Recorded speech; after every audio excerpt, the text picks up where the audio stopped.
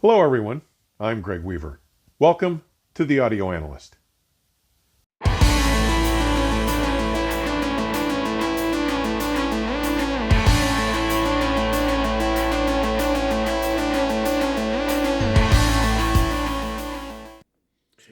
This week finds us midway through the most hectic time of the year for me, spring show season.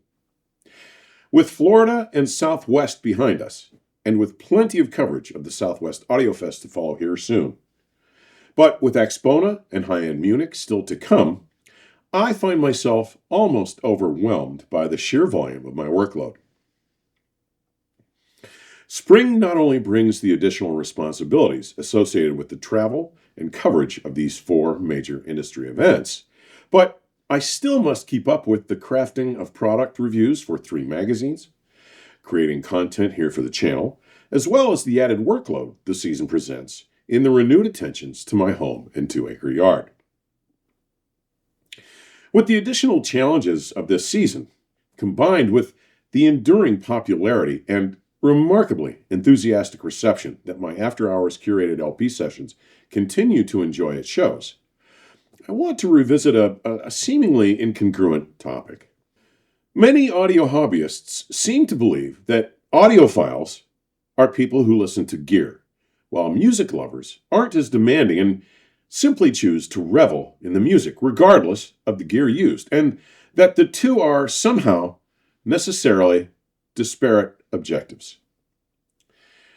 Most who have followed my written work over the past 3.5 decades, or this channel over the past 5 years, should have no doubt that for me, the hyper audio gear that I use and typically discuss here and in my writing is simply an obligatory means to an exhilarating end, that of getting as close to the power and majesty of the recorded musical event as possible.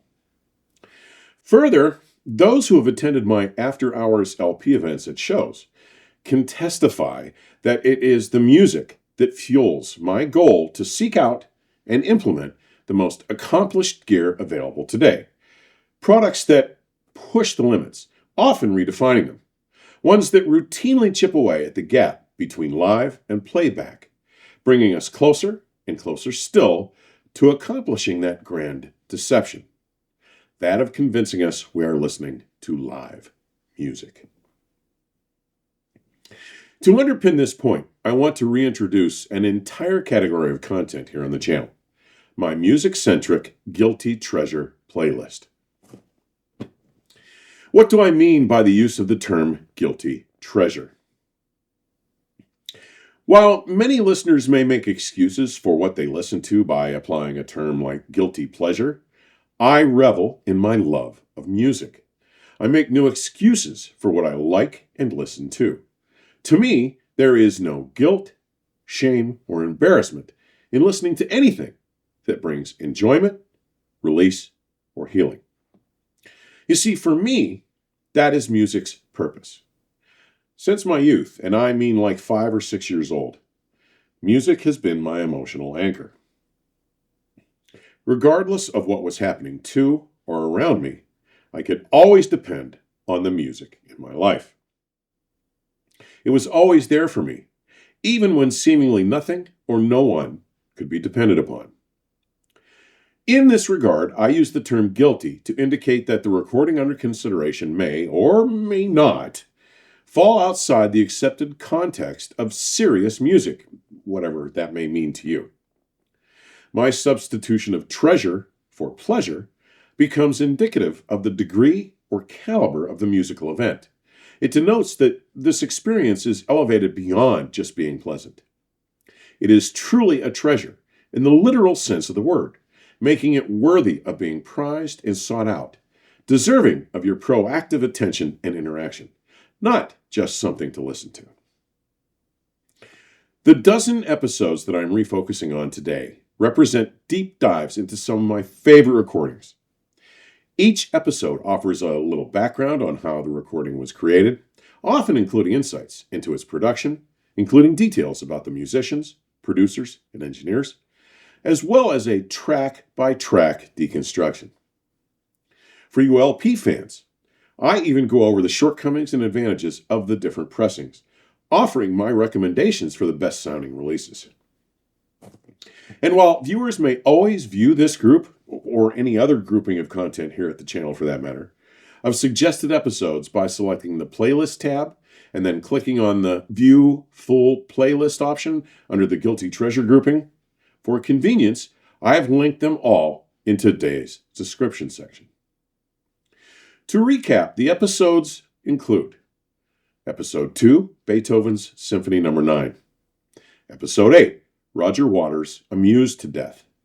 Episode 11, Dire Straits' Love Over Gold. Episode 12, Guilty Treasures on Film, Immortal Beloved. Episode 18, Genesis, A Trick of the Tail. Episode 24, Bruce Cockburn, Stealing Fire. Episode 31, Steely Dan, Asia. Episode 34, David Bowie and the Rise and Fall of Ziggy Stardust and the Spiders from Mars. Episode 37, Peter Gabriel, So. Episode 61, Supertramp, Crime of the Century. Episode 112, Pink Floyd, The Dark Side of the Moon, 50th Anniversary. And finally, Episode 165, Rush's Moving Pictures. If you noted the decreasing frequency of the appearance of this type of content and were curious as to the reason, these deep dives into the music are both very personal for me and require an enormous amount of effort and time to create. And while comments from those who have watched them are extremely positive, these episodes don't seem to generate anywhere the number of views that my gear reviews, show reports, or Second Space episodes do. I hope that you may find the time to explore some of these episodes at your convenience, and for two reasons.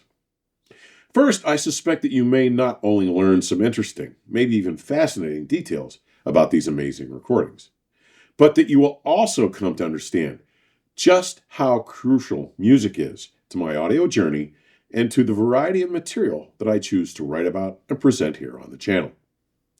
If you find the time to dig into this archive and find any value in them, please be sure to share your comments, especially if you'd care to see more such content.